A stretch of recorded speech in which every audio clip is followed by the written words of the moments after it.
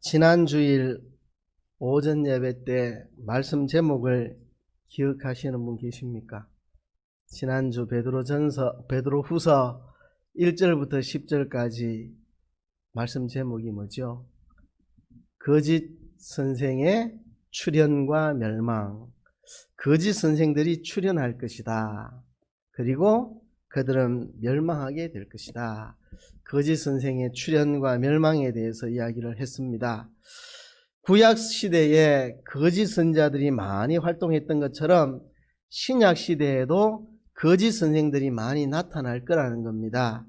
이 거짓 선생들이 하는 일은 멸망케 할 이단을 가만히 끌어들여 가지고 예수 그리스도의 십자가의 대속을 부정합니다. 예수님의 십자가의 대속으로 구원 얻는 이 길을 부정하고 자기들만의 다른 구원의 길을 제시를 합니다.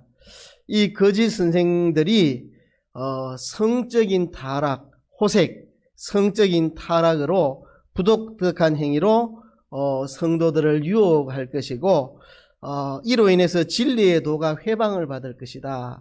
기독교라고 하는 이름을 가진 자들이 성적인 타락, 부도덕한 방종적인 행위를 하니까 세상으로부터 진리의 도가 회방을 받게 됩니다.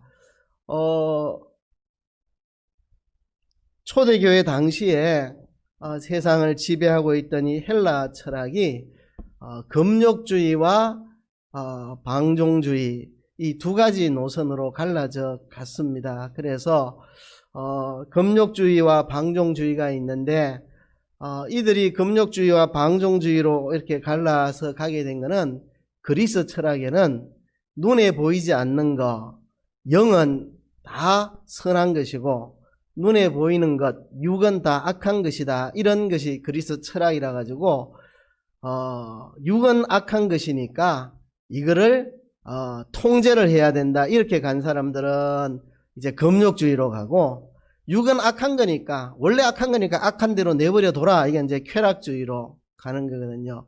그래서 초대교회에 있었던 그 이단들은 금욕주의로 가는 이단, 방종주의로 가는 이단 이 두 가지 종류에 있었는데 이 사도 바울은 디모데전서에서 금욕주의 이단에 대해서 경계를 합니다. 혼인을 금하고 식물을 폐하라. 이거 금욕주의죠. 전혀 기독교적이지 않은 잘못된 금욕주의 이단입니다. 혼인을 금하고 식물을 폐하라. 이 금욕주의 이단을 경계했고 베드로는 그 반대로 방종주의, 쾌락주의 이단을 경계했습니다. 음란하고 부도덕하고 방종하는 이 방종주의 이단을 경계했고 사도 요한은 예수님의 성육신을 예수님의 하나님이 사람 되심을 부정하는 그런 이단에 대해서 경계를 많이 했습니다. 그리스 철학이 눈에 보이지 않는 건 선하고 눈에 보이는 육체는 악하다고 하니까 어떻게 하나님이 악한 육체를 가지고 세상에 올 수 있는가 이해가 되지 않는다 해서 예수님의 사람 되심을 하나님의 사람 되심을 인정하지 않는 그런 이단. 다 이게 뿌리는 하나인데 보이지 않는 것은 선하고 눈에 보이는 것은 악하다고 생각하는 그리스 철학에서 나와가지고 금욕주의로도 가고 방종주의로도 가고 예수님의 신성과 인성을 부정하는 그쪽으로도 가고 그래서 금욕주의 이단을 경계한 게 사도 바울의 서신에 나오고 이 방종주의의 이단을 경계한 게 이 베드로가 쓴 서신에 나오고 예수님의 신성과 인성을 부정하는 이단을 사도 요한이 요한의 서신에서 그것에 대해서 지적을 많이 하고 있습니다.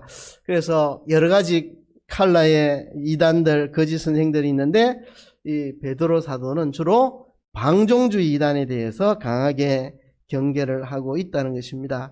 근데 이 거짓 선생들의 목적은 뭐냐? 왜 그런 짓을 하느냐? 이들은 탐심을 인하여 거짓을 지어내고 사람들을 이익의 도구로 삼는다. 왜 이런 이단들을 만들어내느냐? 자기들이 군림하고 사람들을 자기 밑에 복종시키고 그로 인해서 자기들의 명예를 얻고 돈을 모으기 위해서 탐심을 인하여 거짓을 지어내고 사람을 이익의 도구로 쓰는 자들, 이것이 거짓 선생들의 목적이고 그러나 그들은 결국 멸망하게 될 거라는 겁니다. 타락한 천사가 영원한 심판을 받은 것처럼, 노아 시대에 홍수로 멸망받은 것처럼, 소돔 고모라 성이 유황불비로 멸망한 것처럼 거짓 선생들은 반드시 멸망하게 되어 있다는 것을 우리 지난주에 1절부터 10절까지의 말씀으로 생각을 해봤습니다. 오늘은 이 거짓 선생들의 특징에 대해서 좀 더 자세히, 지난주에 개략적인 건 살펴봤지만 오늘 좀 더 자세히 그 특징을 살펴보고, 이 거짓 선생들의 가르치는 것의 실체가 뭔지를 한번 파헤쳐보는 시간을 가집니다. 그래서 오늘 크게는 두 가지입니다. 하나는 거짓 선생들의 특성, 특징, 그리고 또 하나는 거짓 선생들의 이 방종주의의 실체가 무엇인지를 이야기할 것입니다. 자, 우리 지난주에 다 언급을 했지만 오늘 좀 더 자세히 하면 거짓 선생들의 특징은 6가지로 오늘 본문에 기록되어 있습니다. 회방하는 거, 그 다음에 방종하는 거, 그 다음에 범죄하는 거, 그 다음에 유혹하는 거, 그 다음에 탐욕, 그 다음에 저주의 자식, 이렇게 회방, 방종, 범죄, 유혹, 탐욕, 저주의 자식. 근데 6가지라기보다는 5+1이라고 표현하는 게 좀 더 정확할 수도 있습니다. 왜냐하면 6번째 저주의 자식은 6가지 중에 한 가지라기보다는 5가지를 이야기한 다음에 베드로가 저주받을 놈들, 저주의 자식들 이렇게 덧붙이는 말로 보입니다. 5가지를 이야기해놓고 이 저주받을 놈들 이렇게 말하는 그런 뉘앙스로 저주의 자식이라는 말이 이제 6번째로 오는 거기 때문에 뭐 6가지라고 해도 되겠고 5+1이라고 해도 되겠습니다. 아무튼 이 거짓 선생들의 특징을 살펴보면요, 이런 것들입니다. 첫째는 회방입니다.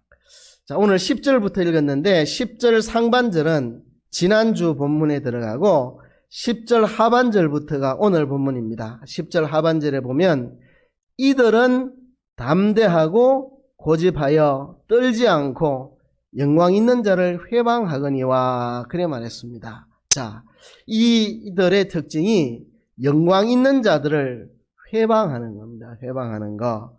자, 그런데 이 회방의 행태가 어떻게 기록되어 있느냐 하면 이들은 담대하고 고집하여 떨지 않고, 그래서 이 3가지 표현으로 그 행태를 말합니다. 이 회방하는데 어떤 태도로 회방하느냐? 담대하게 회방합니다. 담대하게. 그죠? 고집스럽게 회방하고 떨지 않고 회방한다. 이 참 심각하죠. 그죠? 여러분 다른 사람을 비방하고 회방해 봤죠? 남을 회방할 때 여러분 담대함이 생기던가요? 두려운 마음이 생기고, 그죠? 남을 회방해 놓고 내가 이거 잘못된 거 아닌가 하는 두려움이 몰려오고, 그죠? 그런 게 정상적인데 이들은 영광 있는 자를 회방하는 것에 있어서 담대하고 고집스럽고 떨지 않는 사람들. 이들은 아주 교만합니다. 자기만 옳다고 생각합니다. 다 틀렸고 자기만 옳다고 생각합니다. 설득이 안 됩니다. 이들은 담대하고 고집스럽고 떨지 않는 자들이니까 영광을 회방하는 데 있어서 조금도 두려움 없이 하나님을 회방하고 하나님 말씀을 회방하고 진리를 회방하고 천사들을 회방하고 옳게 가르치는 전통적인 바른 교리 체계를 회방하고 바르게 가르치는 주의 종들을 회방하고, 이들은 떨지 않아요. 두려워하지 않아요. 담대해요. 고집스러워요. 자기는 항상 옳아요. 그래서 이 사람들을 어떻게 말로 설득이 안 돼요. 무조건 자기가 다 옳은데 자기는 영광스러운 자들을 회방하고도 조금도 두려워하지 않는데, 그러니까 막 가는 사람입니다. 막 가는 사람들, 겁 없이 막 가는 사람들. 그러니까 이들은 설득도 안 되고 누구의 말도 듣지 않는 그런 자들, 이게 회방의 행태입니다. 회방의 행태. 하나님의 종들을 멸시하고 바른 진리를 비난하고 무시하는 것을 이들은 쉽게 행하는 자들입니다. 이게 영광 있는 자를 회방하거나, 영광 있는 자 누구를 가리킨 것일까? 천사들을 가리킨 수도 있고 하나님의 종들을 가르칠 수도 있는데요. 많은 학자들은 천사들을 가리킨다. 이들이 하나님 주변에 하나님을 모시고 있는 영적 존재들까지도 회방을 하니까 겁 없는 사람들이죠. 옆에 있는 친구를 비방하는 게 아니고 그 정도가 아니고 교회에 무슨 누구를 비방하는 그 정도가 아니고 하나님 주변에 하나님을 모시고 있는 영적 존재를 비방하는 것조차도 두려움 없이 떨림 없이 담대하게 할 수 있는 그 정도로 회방에 능한 사람들이라고 이야기를 합니다. 우리는 하나님과 관계된 모든 것들을 조심하고 우리가 두려운 마음으로 대해야 합니다. 교회에는 하나님께서 세워놓으신 말씀을 가르치고 교회를 다스리는 목사와 장로, 하나님이 세우신 권위들이 있습니다. 그 권위들을 함부로 비방하거나 해서는 안 됩니다. 물론 목사와 장로도 연약한 인간이고 실수가 있기 때문에 건전한 비평을 할 수 있고 건전한 건의를 할 수 있습니다. 그러나 하나님이 세우신 사람에 대한 비방은 하나님께서 사랑하시고 하나님 서시는 사람들을 비방하는 것이기 때문에 하나님의 마음을 심히 불쾌하게 하는 것이고 자기가 은혜 받아야 할 사람을 비방함으로 스스로 은혜를 받지 못하는 자기를 불행의 길로 이끌고 또 공동체 안에서 하나님이 세우신 사람들을 비방함으로 교회 공동체에게 해를 끼치고 다른 사람들에게 해를 끼치고 은혜를 가로막는 악한 일입니다. 그런데 이 거짓 선생들은 회방하는 것을 조금도 두려워하거나 주저하지 않고 담대하게 고집스럽게 떨지 않고 심지어는 하나님을 모시고 있는 영적 존재들까지 마음대로 비방하는 일들을 그들이 일삼았다 하는 것입니다. 그 회방의 심각성을 11절에는 이렇게 이야기를 합니다. 더 큰 힘과 능력을 가진 천사들이라도 주 앞에서 저희를 거스려 회방하는 송사를 하지 아니하느니라. 자, 거짓 선생들하고는 비교할 수 없는 큰 힘과 능력을 가지고 있는 천사들이라도 하나님 앞에서 저희를 거스려 회방하는 송사를 하지 아니하였다. 자, 천사들도 하나님 앞에 누구를 거스려 회방하는 송사를 하지 않는다. 자, 이 영광 있는 자를 천사들로 생각을 한다면 천사들이 타락한 천사들에 대해서 하나님 앞에 그들을 송사하고 비방하는 일을 하지 않는다는 것입니다.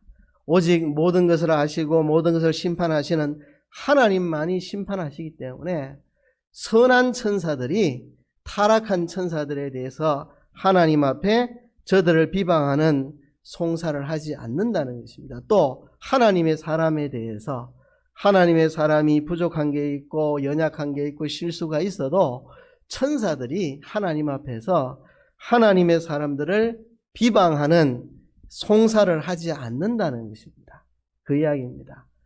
하나님을 모시고 있는 천사들이 타락한 천사일지라도 하나님 앞에 그들을 비방하나 송사하지 않고 또 하나님의 종들의 연약함과 실수를 보더라도 천사들이 그것을 하나님 앞에 회방하는 송사를 하지 않는다는 것입니다. 오직 모든 것을 판단하실 이는 하나님이시기 때문에 어디 감히 천사가 자기가 심판자인 것처럼 하나님 앞에 누구를 송사하거나 그렇게 하지 않는데 하물며 거짓 선생들 저것들이 뭐라고 천사도 하지 않는 하나님을 모시고 있는 천사도 하지 않는 미가엘도 하지 않고 가브리엘도 하지 않고 그 권위 있는 천사들도 하지 않는 것을 저들은 담대하고 고집스럽고 떨지 않고 영광 있는 자를 회방하기를 무서워하지 않는 그런 자들이다 하는 것입니다.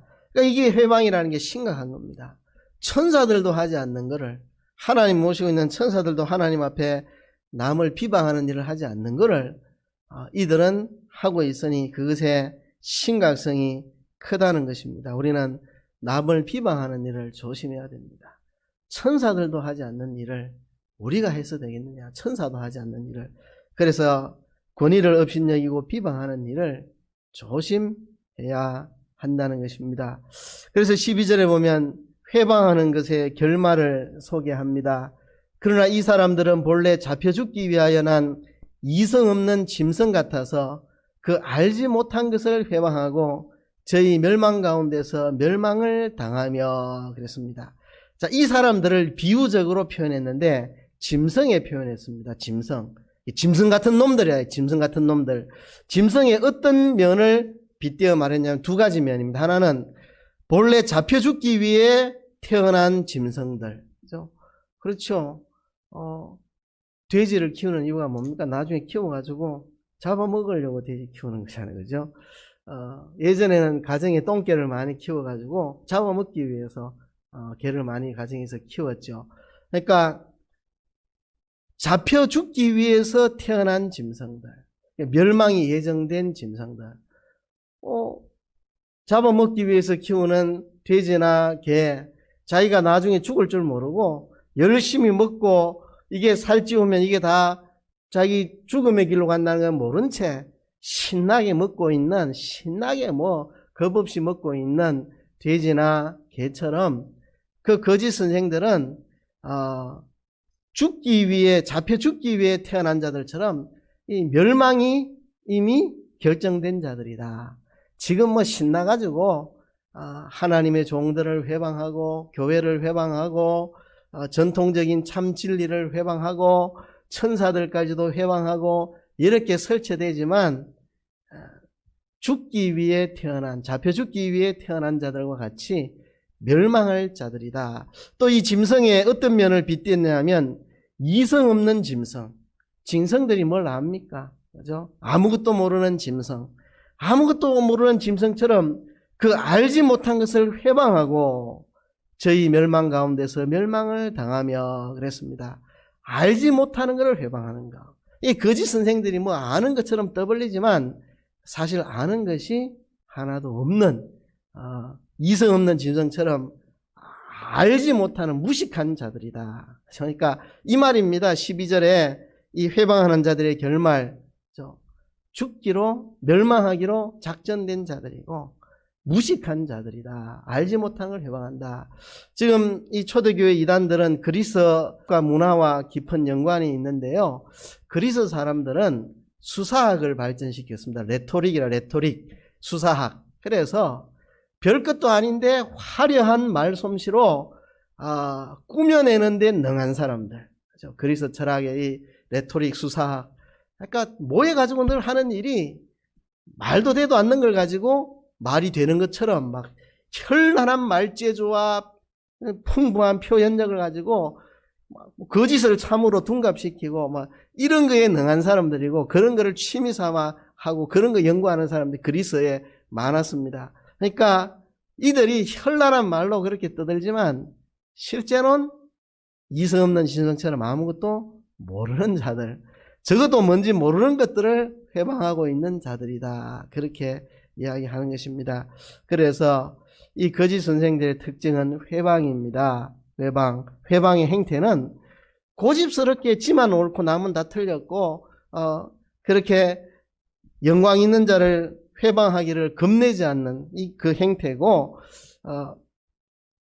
그 심각성은 천사들조차도 하나님 앞에서 누구를 송사하지 않는데 이것들이 겁없이 남을 송사하는 게 얼마나 이게 남을 회방하는 게 얼마나 악한 죄인지 모르고 그렇게 한다고. 그 다음에 그 결말은 잡혀 죽기 위해 태어난 짐승처럼 이성 없는 짐승처럼 뭔지도 적어도 모르는 걸 가지고 화려한 말솜씨로 떠들다가 결국은 멸망할 자들이다 하는 것입니다. 그래서 회방하는 것, 이것이 거짓 선생들의 첫 번째 특징이죠. 두 번째는 방종입니다. 방종. 13절에 보면 그렇게 말합니다. 불의의 값으로 불의를 당하며 낮의 연락을 기쁘게 여기는 자들이니 점과 흠이라 너희와 함께 연락할 때에 저희 간사한 가운데 연락하며 그랬습니다. 자, 불의의 값으로 불의를 당하며 라는 요 말은 12절 끝에 붙이는 게 좀 나을 것 같습니다. 이 남을 회방하는 이 거짓 선생들은 멸망 가운데서 멸망을 당하고 불의의 값으로 불의를 당하게 된다. 그렇게 해서 불의의 값으로 불의를 당한다는 말은 그 앞으로, 그 앞절로 가는 게 자연스러울 것 같습니다. 그들은 멸망 가운데서 멸망을 당하며 불의의 값으로 불의를 당하며, 그러니까 저가 불의를 행한 그 값을 저그들이 불의로서 되받아 멸망한다 그 말입니다.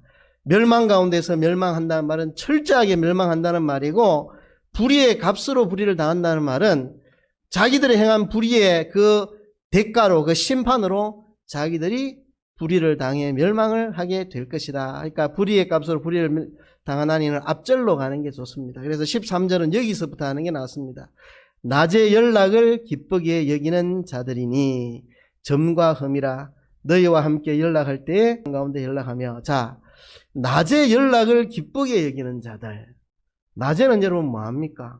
일하잖아요, 일을. 그러니까 이 사람들은 일을 안 하고 낮부터 먹고 마시고 취하고 방탕하게 그렇게 살아가는 그런 사람들이라는 겁니다. 낮에 연락을 기쁘게 여기는 자들. 이들은 점과 흠이라. 교회 공동체에 문제를 일으키고 교회 공동체를 어지럽히는 점과 흠과 같은 존재다. 너희와 함께 연회할 때에 저희 간사한 가운데 연락하며. 자, 교회 안에서 성찬을 행하고 애찬을 행하고 성도들끼리 교제의 식사를 하는데, 이들은 성찬의 자리, 애찬의 자리, 교제의 자리에서 취하고 먹고 마시고 방탕한 짓을 했다. 그래서 이들이 간사한 가운데 연락하며 자기들이 하고 있는 행위를 온갖 그 그리스 철학의 능수능란한 말솜씨 수사학을 가지고 간교하게 포장을 해가지고 자기들의 그 방종주의를 정당하게 포장을 해가지고 간사하게 그런 쾌락을 즐겼다. 낮에 연락을 기뻐하고. 그래서 교회 공동체에 점과 흠이 되는 그런 사람이고, 교회의 아름다운 거룩한 그들의 방탕한 먹고 마시는 것으로 대체하고 이것을 현란한 말솜씨로 꾸미는 그런 방종하는 자들이다 하는 겁니다. 방종하는 자들. 그죠? 땀 흘려 돈 벌 생각 안 하고 먹고 마시고 노는 거 좋아하고 육신적 쾌락을 기뻐하고, 그래서 거룩한 교회의 아름다운 성찬과 애찬과 이 모임을 방종하는 장소로 만들어버리는 그런 간사한 자들이다. 그래서 이 거짓 선생들의 특징, 방종하는 거, 방종. 그죠? 그 다음에 14절은 세 가지가 나옵니다. 세 가지. 자세히 보면요. 회방에 대해서는 세 절에 걸쳐서 이야기를 했고, 한 가지를, 그 다음에 방종은 한 절에서 이야기했는데, 이제 14절에 한 절에 세 가지를 이야기합니다. 한 절에 세 가지. 14절 상반절에서는 음란한 눈으로 범죄를 계속하는 거. 그 다음에 14절 중반절에서는 굳세지 못한 영혼들을 유혹하는 거. 14절 하반절에서는 탐욕에 연단된 마음을 가진 자들. 이 세 가지가 14절 한 절에 나옵니다. 자, 음심이 가득한 눈을 가지고 범죄하기를 쉬지 아니하고 그랬습니다. 자, 음란한 세상의 문화를 교회로 가지고 들어가지고 사람을 볼 때, 아름다운 여인을 볼 때 음욕의 마음으로 그렇게 보고 음란한 눈을 가지고 살아가는 사람들이고, 그래서 이들은 범죄를 쉬지 않고 계속하는 음란하고 방탕한 자들입니다. 그래서 이들은 음행을 행하는데, 음행은 하나님이 정해주신 정상적인 부부관계를 벗어나서 행하는 모든 행태의 성적 일탈을 다 음란이라고 그렇게 말하죠. 하나님이 부부제도를 우리에게 주셨고, 이 부부제도 안에서 아름답게 성이 불타야 되는데, 성이 불타야 될 아궁이는 부부제도다 제가 늘 말했죠. 불이라고 하는 게 아궁이 속에서 불타면 이것이 난방도 하고 음식도 해주지만, 불이 아궁이 밖을 나가면 사람도 죽이고 재산도 태워버리는 것처럼 성이라고 하는 건 하나님 주시는 아궁이가 있습니다. 불타야 될 아궁이. 이거는 부부제도입니다. 그 안에서 성이 불타면 참 아름다운 것인데, 하나님이 정하신 아궁이인 부부제도를 벗어나면 이게 이제 사람을 망가뜨리고, 그리고 사회를 병들게 만들죠.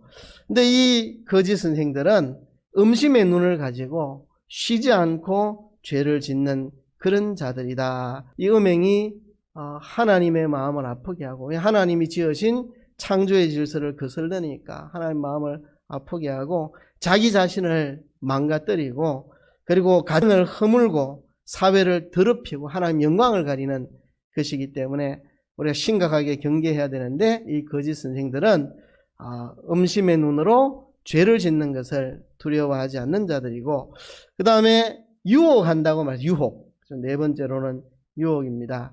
굳세지 못한 영혼들을 유혹하며 그랬습니다. 믿음이 굳세지 못하고 마음이 굳세지 못하고 의지가 굳세지 못한 사람들, 그런 사람들을 유혹합니다. 교회 안에서 믿음이 굳세고 의지가 굳센 사람들은 이들이 유혹하지 못하는데, 굳세지 못한 영혼들을 유혹합니다. 그 야생에서 맹수들이 사냥을 할 때요, 약해가지고 무리해서 떨어져 있는 동물이 있으면 거기에 집중적으로 공략해가지고 잡아먹는 것처럼 이 거짓 선생들도 굳세지 못한 영혼들을 유혹합니다. 신앙적으로, 인격적으로, 의지적으로 연약한 자들. 그러니까 우리가 거짓 선생들에게 넘어가지 않으려면 굳센 자들이 되어야 됩니다. 믿음이 굳세고 인격이 굳세고 의지가 굳센 사람들이 돼야 이 거짓 선생들에게 유혹받지 않습니다. 연약한 자들을 이들이 유혹하고, 그 다음에 다섯 번째로는 탐욕에 연단된 마음을 가진 자들이니 그랬습니다. 탐욕에 연단된 자들, 이들은 돈을 좋아하는 사람들입니다. 탐욕에 빠져 있는 사람들. 근데 탐욕이 연단되어 있습니다. 그렇죠? 뇌물 먹어도 아무런 양심의 가치가 없고, 돈 빼돌려도 아무런 가치가 없고, 불의의 재물을 취해도 아무런 가치가 없습니다. 그렇지 않으면 우리가 어디 시장에 가서 물건을 사왔는데 잔돈을 그냥 무심코 받아왔는데 집에서 세려보니까 더 받아왔다. 그럼 가슴이 콩닥콩닥거리고, 어떡하지, 이거 돌려줘야 되나, 이거 돈을 더 받아왔네. 이게 정상적인 사람들이죠. 근데 탐욕에 연단된 사람들, 돈 받아먹고 불의하게 돈을 챙기는데 조금도 양심의 가책이나 끄리낌이 없는 탐욕에 연단된 마음을 가진 사람들, 완전히 탐욕에 연단받아 눈도 끔찍 안 하고 그들의 탐욕을 채우는 자들이다. 그래서 마지막에 여섯 번째, 저주의 자식이라. 저주의 자식이라. 이 말은 여섯 번째로도 볼 수 있지만, 탐욕으로 마음이 연단된 자들이니 하다가 이 저주받을 놈들, 이렇게 이제 말을 끝내는 거거든요. 그래서 이거는 5+1이라고 제가 표현하는 게 더 낫겠다. 여섯 번째, 저주의 자식이다, 이렇게 볼 수도 있지만 5+1, 탐욕에 연단된 자들, 이 저주받을 놈들, 이렇게 이제 말을 맺는 것입니다. 이들은 회방하는 자들이고, 이들은 방종하는 자들이고, 이들은 음심이 가득한 눈으로 범죄하는 자들이고, 이들은 연약한 영혼들을 유혹하는 자들이고, 이들은 탐욕에 연단된 마음을 가진 자들이 이 저주받을 놈들, 이렇게 이제 마무리를 짓는 것입니다.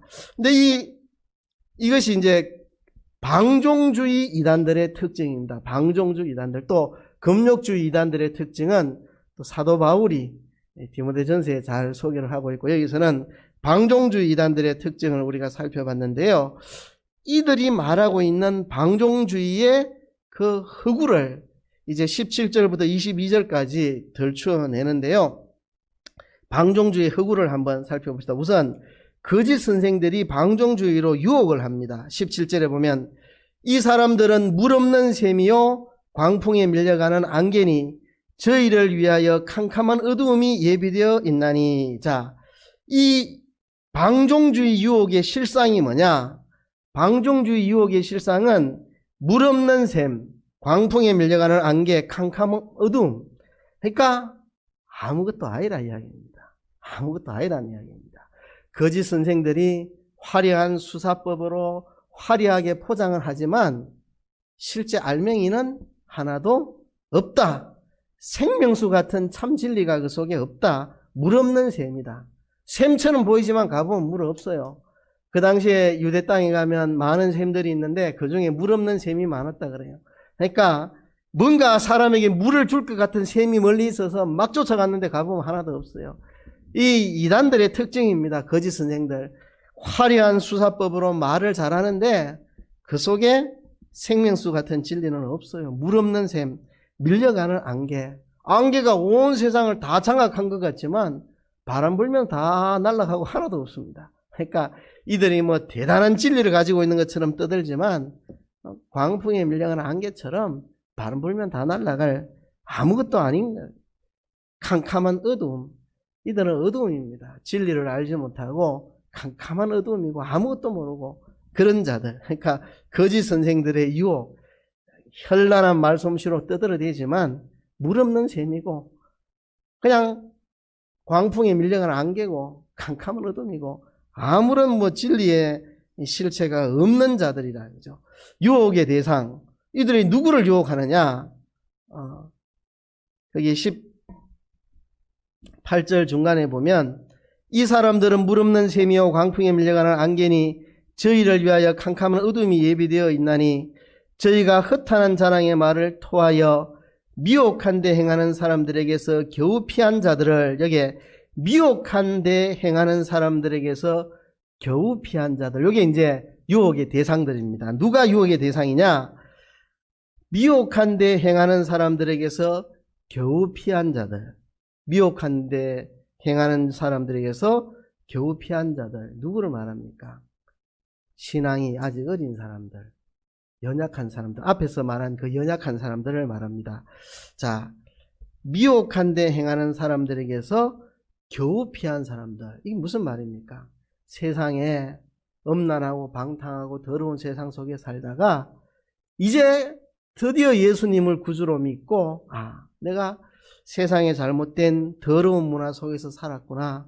이제는 이 더러운 문화 속에서 이제 피해서 이제는 내가 새로운 삶을 살아야겠다고 마음먹은 사람들, 초신자들, 또 신앙이 연약한 사람들, 굳세지 못한 사람들, 이 세상의 수많은 그 미혹 가운데 행하는 거기 살다가 이제 예수 믿고 거기서 피하여 나온 사람들, 간신히 세상의 타락한 문화에서 이제 벗어난 사람들,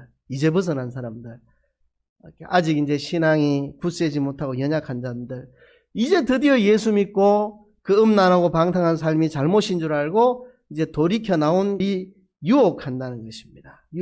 어린 신자들을 유혹한다는 겁니다. 유혹의 방법이 뭐냐? 자랑의 말 18절 보면 저희가 허탄한 자랑의 말을 토하여, 저희가 허탄한 자랑의 말을 토하여, 이 말은 아무 실체도 없이 헛된 말인데 아주 현란한 말솜씨로 막 자랑을 해가지고 번지르르하게 포장해서 그런 말들을 마구 쏟아낸다는 거죠. 그걸 가리켜 저희가 허탄한 자랑의 말을 토하여, 엄청난 말을 쏟아냅니다. 막 온갖 자랑을 막 쏟아냅니다.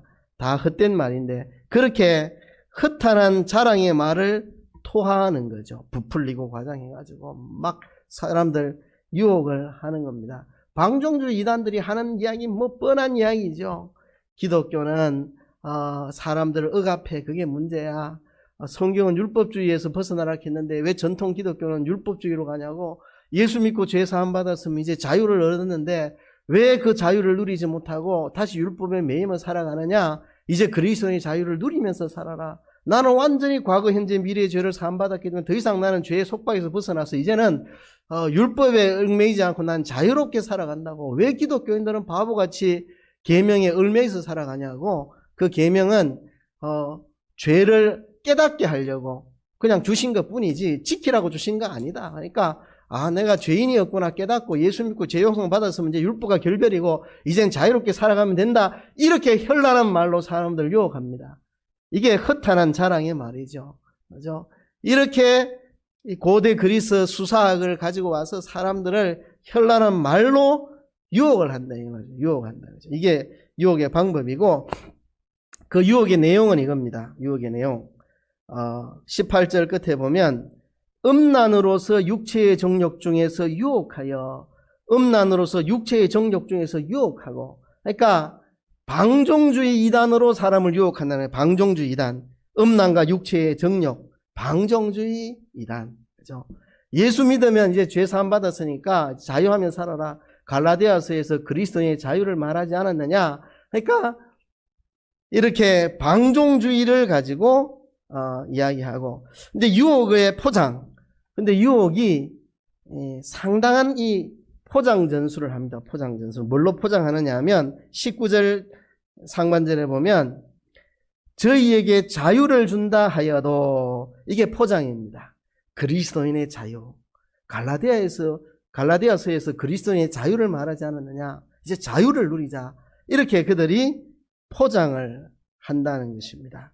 자, 유혹의 실상은 물 없는 샘, 광풍에 흘러가는 안개, 캄캄한 어둠, 아무것도 아닌 헛된 이야기라는 거죠. 유혹의 대상, 미혹한 데 행하는 사람들에게서 겨우 피한 자들, 이제 예수 믿고 경건한 삶에 들어선 사람들, 예수 믿고 이제 경건한 삶을 살아보려고 하는 이런 사람들, 그들에게 유혹의 방법, 허탄한 자랑의 말솜씨를 가지고 막 방종주의를 포장하는 말들을 막 하는 거죠. 유혹의 내용은 방종주의입니다. 방종주의. 그리고 그걸 어떻게 포장하느냐? 그리스도인의 자유다. 이게 바로 그리스도인의 자유를 누리는 것이다. 이렇게 포장을 한다 이거죠. 그죠? 자, 근데 이 방종주의의 실체를 한번 파헤쳐보면 방종주의의 실체. 자, 19절에 보면 저희에게 자유를 준다 하여도 자기는 멸망의 종이니. 자, 자유를 준다 하지만 실제로는 종으로 만드는 것이다. 종으로 만드는 것이다. 멸망의 종이니 누구든지 진자는 이긴 자의 종이 됨이라. 진자는 이긴 자의 종이 됩니다. 죄의 종이 되고 사망의 종이 되고 부패의 종이 되는 것입니다. 진자는 이긴 자의 종이 되는 것이다. 그러니까 저들은 자유를 준다는 말로 포장을 했지만 자유를 주는 게 아니고 우리를 노예로 만든다는 거죠. 마귀의 노예가 되도록, 죄의 노예가 되도록, 알코올의 노예가 되도록, 성도착증의 노예가 되도록 노예로 만드는 것이지 그것이 우리에게 자유를 주지 않는다. 그들은 거짓말하는 자들이다. 자유를 준다고 꼬셔가지고 우리를 노예로, 종으로 만들어버린다. 저들은 멸망의 종들이고 진자는 이긴 자의 종이 되기 때문에 저들은 종된 삶을 사는 사람들이다. 그렇게 말을 합니다. 자, 20절에 보면 만일 저희가 우리 주 되신 구주 예수 그리스도를 알므로 세상의 더러움을 피한 후에 다시 그 중에 얽매이고 지면 그 나중 형편이 처음보다 더 심하리니. 예수님을 몰라가지고 방탕한 길을 걷는 것보다 이제 예수님의 주되심과 구주되심을 알고도 다시 세상에 더러운데 빠진 사람들, 온갖 합리화를 해가지고 이게 그리스도인의 자유라는 이제 거짓 명분까지 얻어가지고 빠진 자들은 상황이 더 심각한 거죠. 자기가 이렇게 죄인 줄 알고 죄지면 안 되지만 뭐 세상이 다 죄 짓고 사니까 조금 겁나지만 나도 죄 짓고 산다 하는 이런 사람하고 이제 예수의 주되심과 구주되심을 다 알면서 방종주의를 신학적으로 합리화시키는 거짓 신학을 만들어서 이게 그리스도의 자유다 이렇게 해서 타락의 길을 가는 사람은 더 상태가 심각한 상황이 되는 거죠. 성경을 빙자해서 하나님의 말씀을 빙자해서 진리를 빙자해서 방종주의를 합리화시키니까 이거는 더 상황이 심각한 상황이다. 그죠? 의의 도를 안 후에 받은 거룩한 명령을 저버리는 것보다 알지 못하는 것이 도리어 저희에게 나으니라. 몰라서 차라리 타락한 삶을 사는 사람들이 낫지. 알 거 다 알면서도 거짓 논리를 펼쳐서 타락한 길로 가는 것이 더 심각한 것이다 하는 거죠. 마치 22절에 참 속담에 이르기를 개가 그 토하였던 것에 돌아가고 돼지가 씻었다가 더러운 구덩이에 도로 누웠다 하는 말이 저희에게 응하였도다.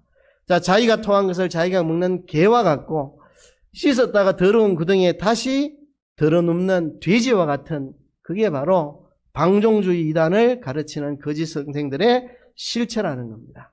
방종주의는 그 실체가 뭐냐?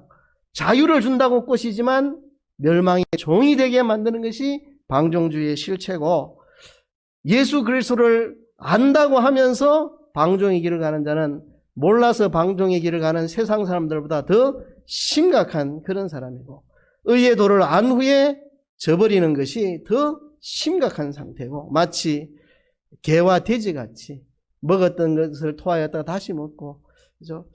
씻었다가 더러운 구덩이에 다시 들어가는 것처럼 예수 믿고 이제 간신히 죄에서 벗어나서 이제 경건한 삶을 살아보려고 시작한 사람들이 이런 유혹에 빠져갖고 다시 도로 방종한 삶으로 되돌아가는 비참한 결과를, 이제 예수님 믿고 죄가 뭔지를 깨닫고 거기서 이제 막 벗어나서 이제 의와 경건의 길을 가려고 시작한 사람이 이런 거짓 선생들의 유혹에 빠졌고 다시 옛날 삶으로 도로 돌아가는 바보 같은 짓을 하는 게 바로 방종주의의 실체다 하는 거죠. 그죠?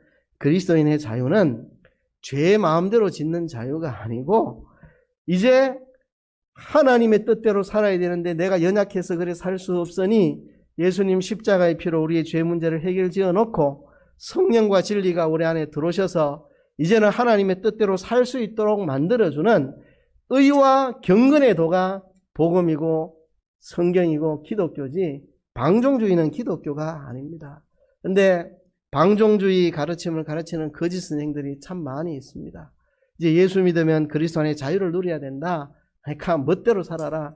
계명에 얽매이지 말아라 하면서 방종주의를 조장하는 게 굉장히 심각한 문제입니다. 그래서 오늘 본문에 이 거짓 선생들의 특징들을 여러 가지로 생각했고 이 방종주의 이단의 실체가 뭔지를 우리가 파헤쳐 봤습니다. 여러분, 방종주의 이단에 쏘면 안 됩니다.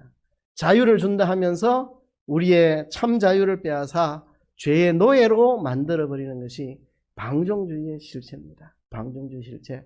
뭐 그런 이단들이 많이 있는데 구원파라 하는 것도 사람을 방종으로 이끌고 가는 것 중에 하나입니다. 이제 죄 사함 받았으니까 이제는 계명 지킬 필요 없고 자유하게 살면 된다고 가르치죠. 옛날에 제 친구 하나가 고등학교 때 이 구원파 빠져가지고 이제 주일 안 지켜도 되고 이제 내 마음대로 살면 된다. 다 죄 사함 받았는데 뭘 계명을 지키냐고 방종주의로 빠져가지고 살아보니까 자기 삶 다 망가지고 나서 돌아왔습니다. 그래 살아보니까 내 삶이 엉망이 되고 개판이 되더라 하면서 뒤늦게 이제 후회하고 돌아온 친구가 있었습니다. 이게 방종주의의 결말입니다. 우리가 방종주의 이단에 속지 말고 우리가 예수님의 십자가 대속을 믿는 사람들은 의와 경건의 삶을 살아갑니다. 물론 그것이 금욕주의를 뜻하는 건 아닙니다. 성령과 진리 안에서 의와 경건의 삶을 살아가는 게 기독교입니다. 방종주의 이단에 속지 않는 우리들이 되어야 할 것입니다.